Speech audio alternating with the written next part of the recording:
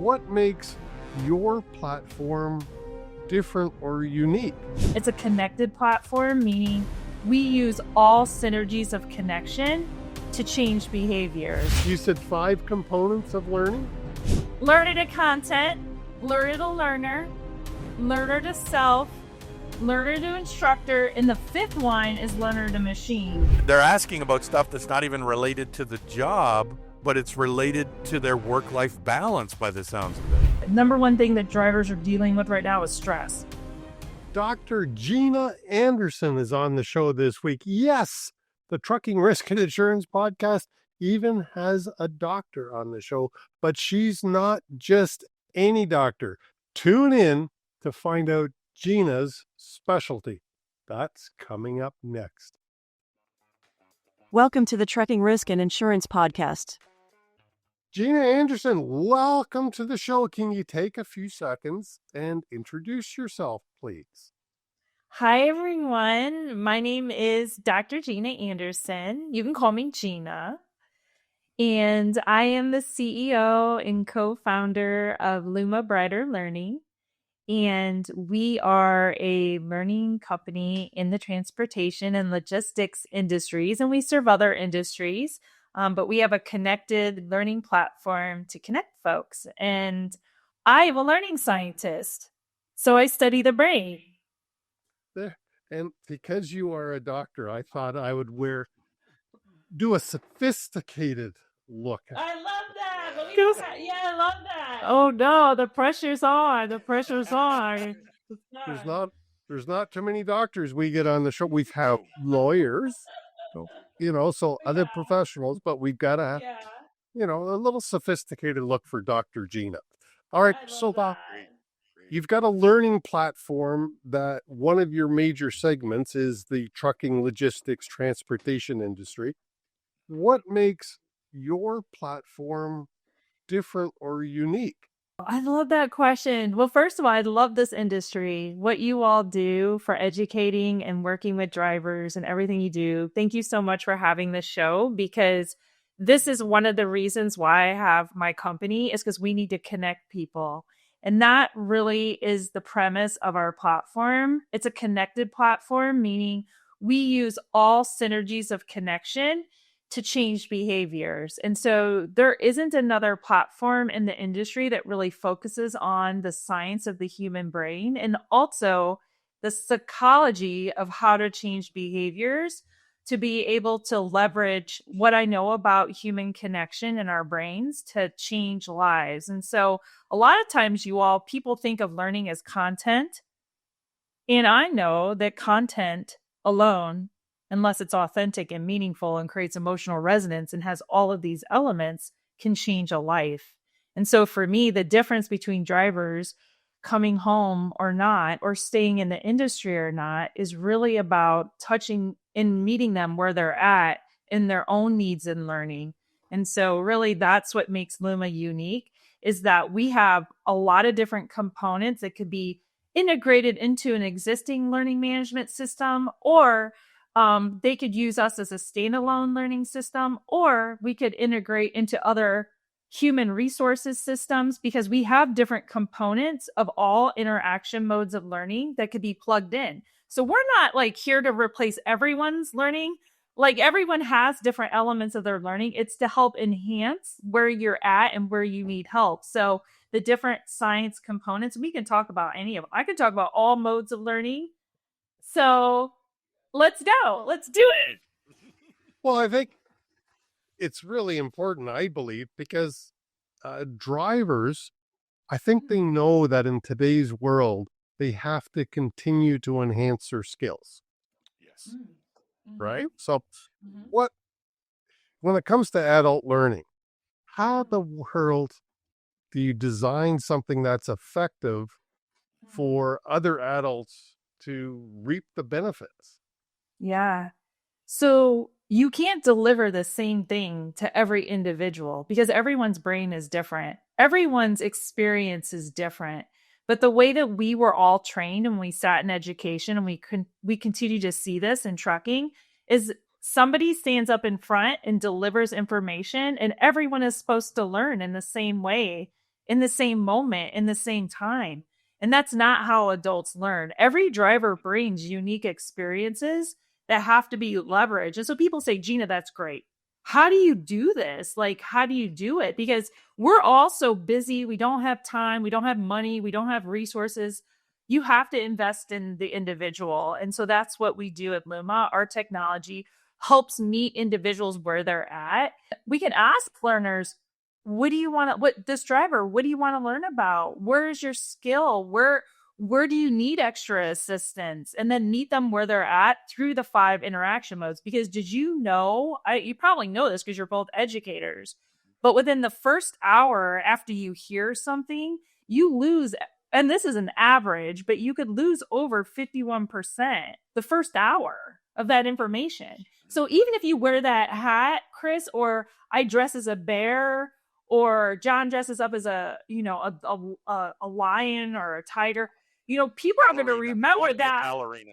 Okay, you can be the ballerina. People will remember that. That's what they'll remember about my podcast. They will not remember anything because you created a strength of an emotional resonance synapse in the brain that you will never forget. So, you think about like 9/11. None of us forget where we were at 9/11. We probably remember what we were eating, what we were wearing, who we were with, is because of that synapse that happened at that moment and that emotional resonance. Some drivers will have a skill they'll never forget. Maybe their truck was on fire and they put it out. They'll never forget that. That is like ingrained in their long-term memory forever.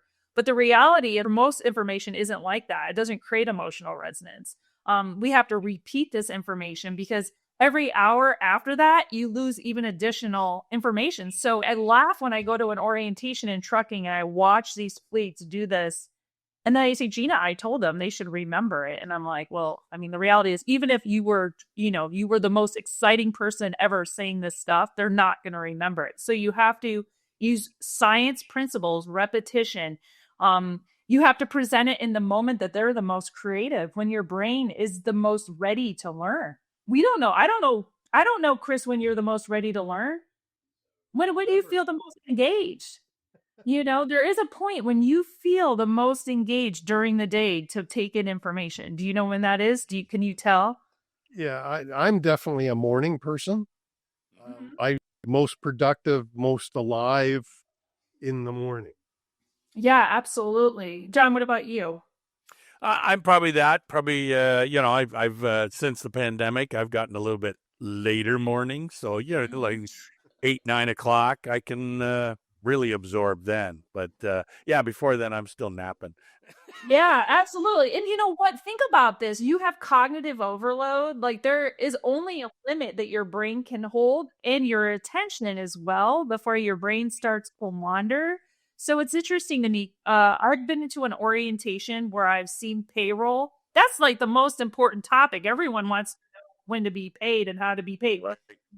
Day 3 at 4:30 or 5 o'clock, right before the bus is coming to take them out of orientation. And that's the most important thing, but they don't need to know it then. And their brain is already overloaded. They set 4 hours of learning that ELDT system or ELD system in the truck. They're never going to be able to remember that. And so I asked the orientation director, I say, what's the biggest question you get out of orientation? They're like, they're always asking me about their paycheck. And I'm like, why are you doing it at that time? Let them learn it in their 20s, like record it, have a webinar. I mean, there's different ways of taking that information so that they can refer to it when they want it and when they learn best. So important. Yeah. Yeah. Now, you mentioned there are, I believe, put up 5 fingers here. You said 5 components of learning? Yeah. So in terms of interaction modes, most people know one of them. This is the one that I see in the industry, and these are all our competitors. And this is not Luma. It's learner to content. I can go get a video from anywhere. I can have AI generate content from anywhere. I can get content all day and all long, but that doesn't drive human component of memory and connection. Learner to content is the first one. Now, there is a way to drive content so that it can draw on science principles so that we remember it. But learner to content. The second one is one that's not used in the industry that I'm very passionate about, and I want to do my TED Talk on it. So that's a plug for my TED Talk I'm going to do, but it's learner to learner. Learner to learner connection creates, through hyperscanning, researchers have seen the strongest synapse of connection that can happen. We don't do this. We don't ask drivers, hey, drivers, what do you want to learn about? What do you think they said? I studied over 600,000 drivers. What do you think drivers want to learn about? Does anyone ask them? What do you think? No, usually force it on them, say, here's what you have to learn. Exactly. They want to learn. And I want to do this study again, but this was a few years ago. They wanted to learn about depression. They wanted to learn about caring from their elderly parents. They want to learn about gratitude. They want to learn about financial wellness. These are things that they say. And what do the fleets do? Or anyone? No, nobody asks them. Learning to learn. And talk about these drivers. They all have knowledge, right, John? Yeah. Well, they're asking about stuff that's not even related to the job, but it's related to their work-life balance by the sounds of it. Absolutely. Absolutely. I would say, John, they're also trying to learn about stuff that'll take better care of their mental health. Yep. Absolutely. Absolutely. At the beginning of the year, I saw a research study by Geotab that said that the number one thing that drivers are dealing with right now is stress. All these things add to stress. I mean, the thing is, like, I have this little sunshine jar I gave to all our clients. This is Nugget. This is our mascot. These are 100 notes of love and hope and kindness that they can have, because look, learner to learner, learner to self is the next one. You have to connect individuals with each other. You have to connect individuals with yourself, learner to self. And the thing is, these drivers, you talk about skilled drivers, they have the knowledge, but nobody asks them. Nobody asks them because they don't say, well, I don't trust them. It's like, why not? They're the ones that have done it for 40 years. Trust them. Learner to learner engagement. Chris, that's the second one. So powerful. We see it in our connected platform. When you can create a connected learning culture, you've changed lives. You save them. It's powerful. I'm so passionate about it because I love it. I love the industry. I love the drivers. I love the fleets. They can change each other's lives. Learner to self. That driver, if they're depressed, give them a sunshine note. Have them open it up and say, let's do one and see what it says. I'm just curious. Let's just open one. I wasn't even planning on doing this. I'm like you guys. I just like fly by the seat of my pants. Let's do it. All right. This is what it says. Let go of what no longer serves you and make space for joy. That's what it says. Give that to someone today. You know, they might need it. Learner to self. We don't ask them, hey, are you ready to change? I wear this bracelet. People ask me, Gina, why do you wear this yellow bracelet? It's because I know not to text and drive. That's not something I need to tell someone. That's not a memory issue. This is a behavior choice. If you're ready to change your behavior, you have to make a commitment to it. Learner to self, so important. Now, what if I go and text and drive, John? Well, I made a commitment not to do it. Now what? What's going to happen? I'm going to have to be coached. This is where the coach comes in. Learner to instructor. It's the fourth one. We need a coach. Everyone needs a coach. We don't know how to talk to the drivers. That's what I'm writing right now. I'm writing a paper on how to talk using motivational interviewing techniques. How do we talk to people? Because maybe that person that's coaching has never coached anyone. You don't go yell at them and say, stop texting and driving. Yeah. You know, well, and it's we know from past history that the stick does not work as well as the carrot, right? But no. we can have an intelligent conversation with that individual to say, are you aware of the actions that you're doing and what the repercussions could possibly be? You know? Absolutely. Learner to coach. That's the fourth one. So this is like a memory test because you only remember 7 plus or minus 2. So, I mean, that's the average. And I could tell you as you age, you lose gray and white matter. I have brain scans. So it's probably a little less than that.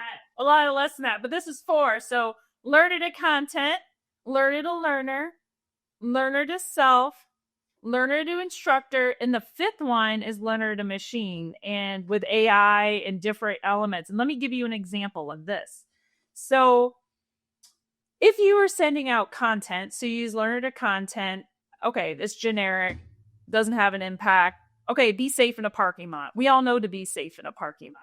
But what if what if we could use a vehicle, and we do this at Luma with some partners because we don't own trucks. We partner with companies that have technology in trucks.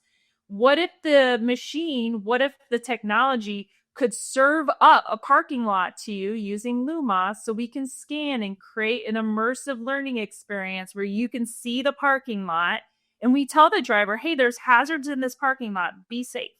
And the machine delivers the parking lot to them. And the driver's like, oh my gosh, I didn't even know that parking lot had that yellow coal there. And now I can see it. And I know it's going to be tricky. Now, I'm not going to drive that truck there because you don't want me driving a semi to do that parking lot. But the drivers, they're very skilled. As I've seen them, they're incredibly talented. And they can know now that they're going to be safe in the parking lot. They were given the message. They can see the parking lot. And they're like, Gina, that's helpful. Before I get there, I can see the actual parking lot and I can be safe. Now they feel confident. They feel cared for because somebody put in that extra effort. They're just not sending them a video after the fact and they crash and said, be safe in a parking lot. It's like, no kidding. I know to be safe in a parking lot, people. I get so fired up about it. As I often remind drivers, nobody gets up in the morning and says, I'm going to have a crash today. Yeah, Like, exactly. all truck drivers doing that on purpose. Yep. They're going to go out and do the best, but shit gets in the way. Right. You know, their mind gets distracted and now they have a crash because nobody intended to have a crash. Absolutely. That's why I wrote my book, Chris. I wrote my book because of this very issue. So I'll give a book away. Anyone that's listening that wants it, just send me a note. I will mail you a free copy of my book. I'm not about making money. I'm about changing lives. And I wrote the book because I had drivers, well, actually, not only drivers telling me they were depressed, but I was at this insurance captive and I asked everybody in the room, how many of you feel like a 5 today? Like feel really good? There were like 300 people in the room. Guess how many people raised their hand? Very small. Three. Or three. Wow. And I was like, did you guys just not hear me? Like, nobody is feeling good. And I was like, I'm a learning scientist, and I know you say this about distracted driving. I know that our minds have the power to help us move forward. And so I wrote my book. It's called Thrive, Learning How Learning Can Ignite a New Way Forward. And I'm saying the name because learning, your brain has the power of moving your life forward and can help you through those tough times and keep you focused. And so I gave strategies in the book from a science perspective because our brains are powerful. And even though we're all losing cognitive matter, you all, like it's true, we all are. I am, you all both are, everyone is. And depending on how you lived your life is going to depend. I lived with my mom, watched her go through dementia. I saw the brain scans. I see the brain looks hollow. The scans look hollow. The reality is we have neuroplasticity to move our brains forward. So if you are feeling bad, if you are going through something, if you need some kind of passion or learning or hope, there's strategies that can help you move forward. And you have neuroplasticity to change your brain. And that's the cool part. And that's why I'm a scientist. Because I want everyone to know this is not depressing. This is good times because we all have the power to do this. And that's the beauty of learning. Cool. Yeah. And some of the things, like one of the things I'm trying to adopt now, Gina, is the morning it sounds corny, but morning gratitude. No. I'm trying to remind myself every morning of what I'm grateful for. And I'm not successful at it yet, but it's a new habit that I'm trying to form. Every morning when I get up, if I can remind myself what I'm grateful for, it starts my day off a hell of a lot better.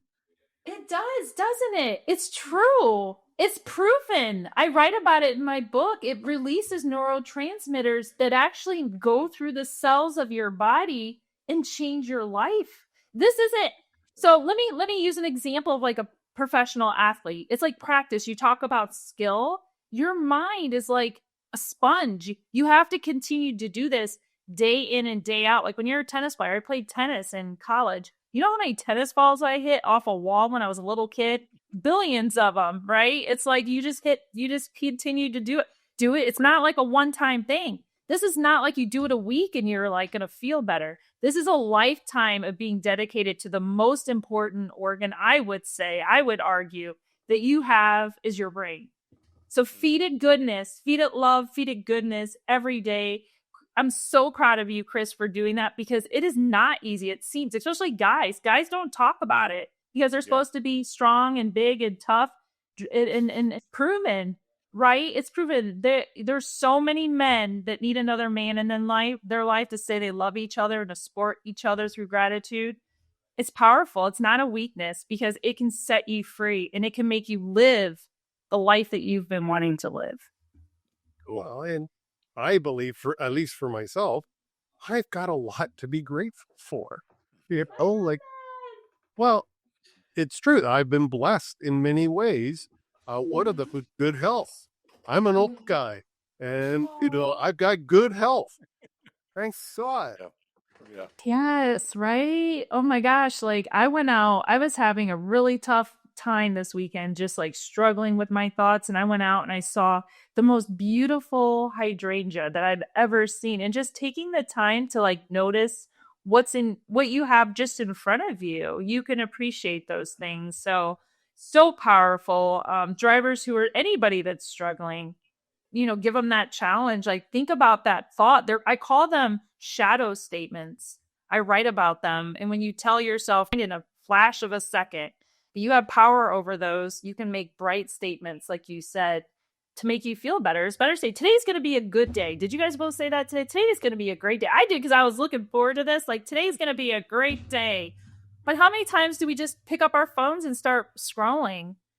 We don't say anything to ourselves. And that light really does impact your gray and white matter. So I can do a whole presentation on that, because it's proven. And I've seen brain scans. So one of the things, right, I don't know that truck drivers are really consciously aware of, and at least this is a statement for me. Music affects me deep. Oh, agreed. If I'm not in a good mood, I put on typically Chicago or Led Zeppelin and crank it up, because I'm an old guy. That's my music. And I'll crank it up, and it alters my mood in a positive way. it can do both. If you're sad and you turn on a sad song, it can make you feel worse. That's proven. There's a lot of research on music, not only for memory. You can remember a song probably. Like, do you guys remember Puff the Magic Dragon? I don't know. Yep. Like, there's like songs you remember that you never forget. That's true, because it created such a strong synapse and a chemical reaction in your brain that you can remember the melody and exactly everything that you were doing at that time. It's a chemical reaction that happens. And so, it can alter down to your cells. So you can see scans of people engaging in music and what the activity happens in your brain.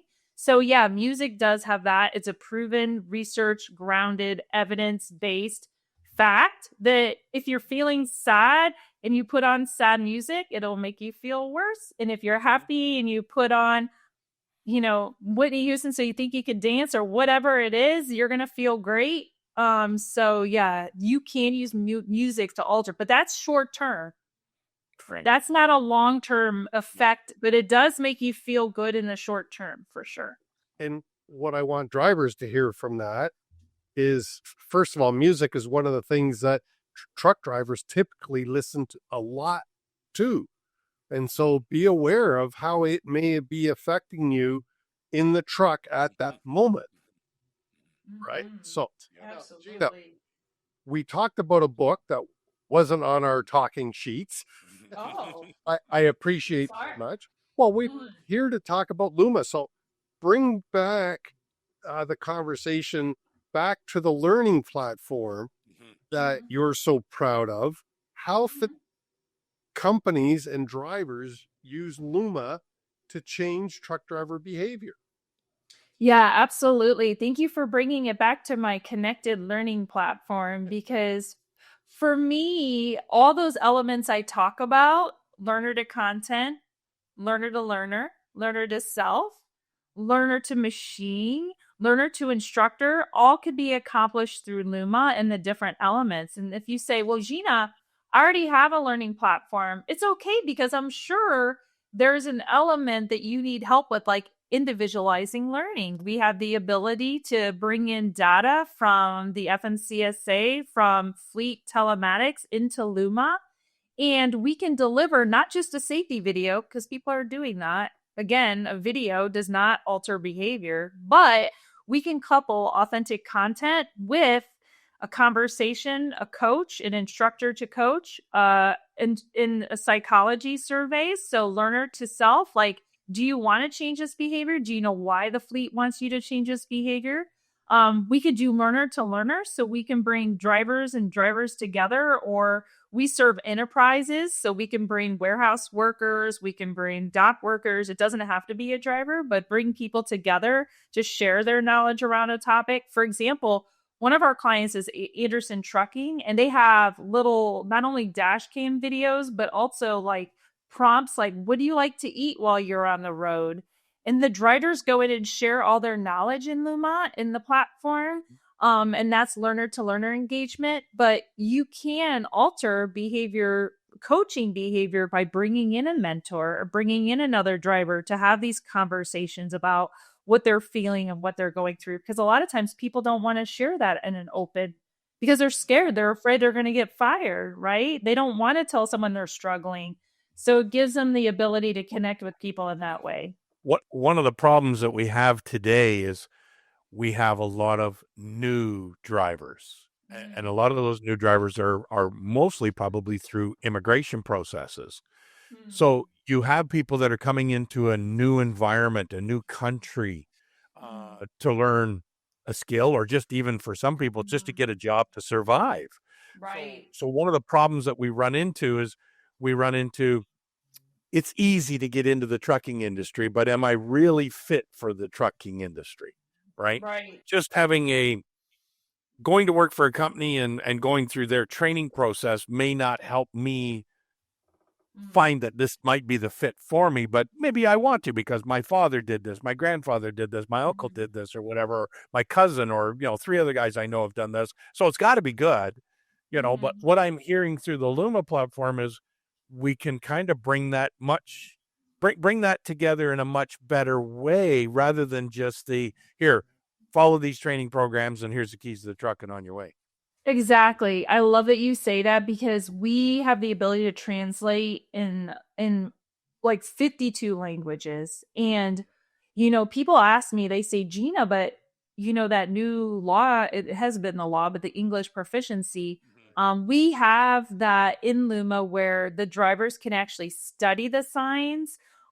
They can take like practice assessments, or think about, can they answer these questions, or how well can you practice them? They can go in Luma Live. We have a live session, like a Zoom example, where they could go in and practice these questions with a coach and see how well they could do.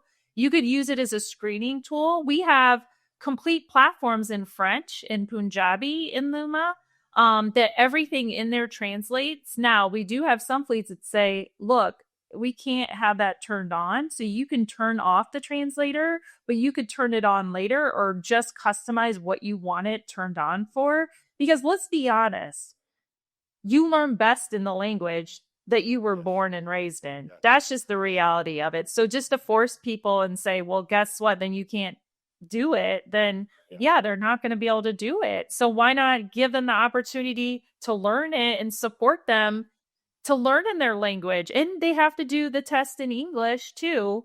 So it's like giving them practice, but continuing to support them. And it's called safety. Look, safety isn't just about being on the road, right? Safety is about meeting people where they're at and respecting their language. Like you said, it's about building community so they feel accepted. Not giving them their language to learn in is not safety protocol. It's basically saying, do this. You're not setting the driver or the learner up for success if you're going to make the training process that much more cumbersome. So Exactly. if you can work it in their native tongue so they can understand it, and then let's work on the translation, right? Absolutely. At least we're going to have a better understanding of what we're talking about, especially when they talk to other learners, other coaches, utilizing it themselves or, the machine, all those 5 elements you talked about. Once I understand the concept of it, now I can work on the translation of it. Absolutely. And, we have an entry level driver training program, and I'm very passionate about it because it's designed around the Socratic dialogue. And this is specifically for people who do not speak English as their first language. They can translate the whole program in a different language, but they have to take the test in English. So the Socratic dialogue lets you see the question, like it says, how do you back a vehicle, for example? See if you can answer it and see if you can practice and do it without looking at the answer. So you can look at it. So we have Russian training schools using this program, for example. And the point is, though, they have to complete it in English because that's the regulation in the United States, that they have to do it in English. But they could, like you said, they can practice it in their language and learn it and then learn it in English, because that's the thing. You learn first. If you don't know the skill, you're going to have much harder time processing it, learning it, because you're doing you only can process one thing at one time. Your brain can only interpret one thing. I show this image of this, like, it looks like a bunny and it looks like a rabbit. And I ask people, what do you see? And they say, a rabbit, a bunny, a rabbit. Oh, I see both. But you only see one thing at one time. So the idea is they let them learn the skill first in their language and then let them learn it in English. Right. Because it's going to be too hard. I hear you talking about men here, because the fact is my wife has told me she can do multiple things at once, and one of them is managing me. Oh, that's so funny. And look, so I have this great selective attention video I show, and I do this when I go talk. And the reality is your brain cannot multitask. And in fact, there's actually brain scans that show when you try to multitask with technology, you build cerebral fluid around your brain. And so that actually impacts processing and memory and attention. So the fact that people are multitasking and they think they can multitask on their phones and do other things and have 6 screens and and they say you only could do one thing really well because you could only process one thing really well. I see myself sometimes trying to email while I'm talking on the phone.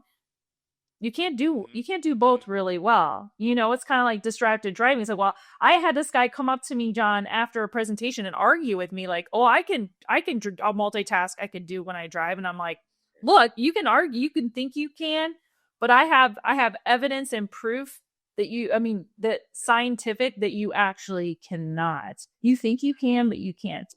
My wife has informed me I do one thing really, really well, but I don't do it enough. And that's to be quiet. Oh, well, I like it. I could, you add joy to the room, so I hope you don't stay quiet. Dr. Gina Anderson, we got to wrap this up. And I was absolutely fascinated. But I want everybody to remember that Gina offered you a free book. All you have to do, her contact info is in the show notes down below, and I will make sure it's highlighted in there how to get your free book. And then we talked a lot about Luma and your training platform, which I find fascinating. We're going to have to talk off camera about that again, because the way truck drivers learn, I don't care how I save a life. If I can teach somebody safety in their native tongue and that saves a life, that's what I'm driven by. And yes, I understand the need for English proficiency. And I think your program is attacking both. Yeah, absolutely. Dr. Gina, last word to you. Oh, you want me to leave a word? I love this. Okay. You caught me off. That's the part. All right.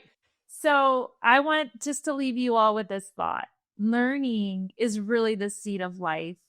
And each one of us has the opportunity to learn something new every day.